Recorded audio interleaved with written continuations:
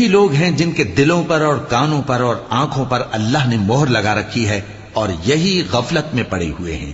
کچھ شک نہیں کہ آخرت میں یہی لوگ خسارہ پانے والے ہوں گے۔ پھر جن لوگوں نے ایذائیں اٹھانے کے بعد ترک وطن کیا، پھر جہاد کیا اور ثابت قدم رہے، تمہارا پروردگار ان کو بے شک ان آزمائشوں کے بعد بخشنے والا ہے، رحمت کرنے والا ہے۔ جس دن ہر شخص اپنی طرف سے جھگڑا کرنے آئے گا اور ہر شخص کو اس کے اعمال کا پورا پورا بدلہ دیا جائے گا اور کسی کا نقصان نہیں کیا جائے گا۔ اور اللہ ایک بستی کی مثال بیان فرماتا ہے جو کہ ہر طرح امن چین سے تھی، ہر طرف سے اس کا رزق با فراغت چلا آتا تھا، مگر ان لوگوں نے اللہ کی نعمتوں کی ناشکری کی تو اللہ نے ان کے اعمال کے سبب ان کو بھوک اور خوف کا لباس پہنا کر ناشکری کا مزہ چکھا دیا۔ اور ان کے پاس انہی میں سے ایک پیغمبر آیا تو انہوں نے اس کو جھٹلایا، سو ان کو عذاب نے آ پکڑا اور وہ ظالم تھے۔ پس اللہ نے جو